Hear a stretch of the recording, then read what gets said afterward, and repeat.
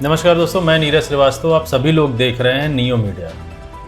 इस साल के अंत तक 4 स्टेट्स के इलेक्शन हो जाने हैं, यानी कि जम्मू एंड कश्मीर, हरियाणा, महाराष्ट्र और झारखंड। इन चारों स्टेट्स के इलेक्शन को लेकर बीजेपी कहीं ना कहीं इस बात से परेशान है कि इंडिया गठबंधन चारों स्टेट्स ना जीत जाए, और इसी वजह से बीजेपी ने इन इलेक्शंस के डेट अनाउंस करने से पहले अपने इंटरनल सर्वे और जितने भी मुख्य धारा के मीडिया हैं, प्रिंट मीडिया है और यहाँ तक कि बड़े बड़े इंस्टीट्यूशंस जो कि सर्वे करते हैं, उनसे सारा सर्वे करवा लिया। इसके बाद बीजेपी को ये पता चलता है कि बीजेपी चारों स्टेट्स में बहुत बुरी तरीके से हार रही है।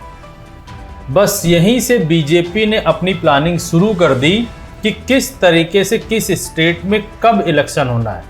इसी वजह से गौर कीजिए आप, इलेक्शन कमीशन ने चारों स्टेट का इलेक्शन एक साथ ना अनाउंस करके 2 स्टेट का इलेक्शन, जम्मू और कश्मीर और हरियाणा का इलेक्शन की डेट अनाउंस की।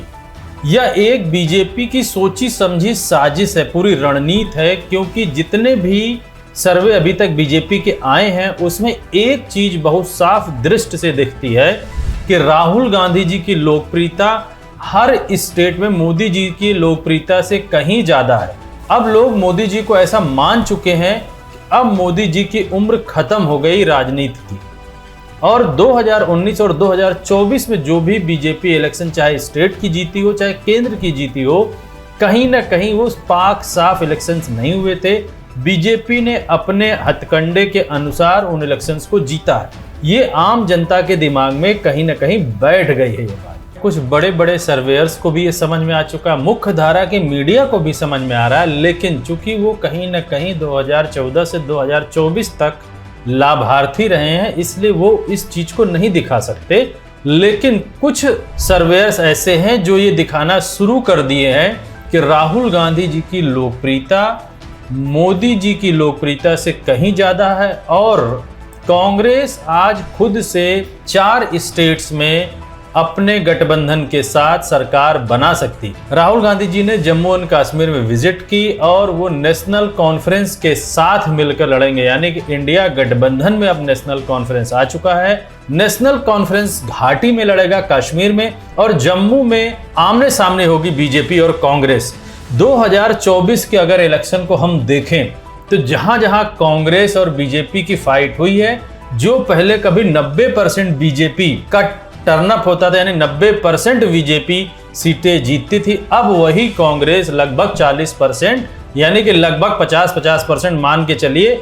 आज अगर इलेक्शन कहीं भी हो तो इलेक्शन में फाइट ऐसी है जहां बीजेपी और कांग्रेस अगर आमने सामने है तो कांग्रेस को एज ज्यादा है अपेक्षाकृत मोदी की, यानी कि राहुल गांधी की लोकप्रियता की वजह से आज अगर 10 सीटों पर कहीं इलेक्शन हो तो मान के चलिए 7 सीट कांग्रेस जीतेगी और 3 सीट बीजेपी जीतेगी। यही बीजेपी भी समझ रही है। अगर अब राहुल गांधी जी के सामने मोदी जी को आना पड़ा तो ये मान के चलिए कि वहां की सीट वो हार जाएगी बीजेपी। और ये इसी क्रम में अगर हम देखें तो कांग्रेस कहीं ना कहीं बड़ी पार्टी बनती हुई दिख रही है बीजेपी के सामने।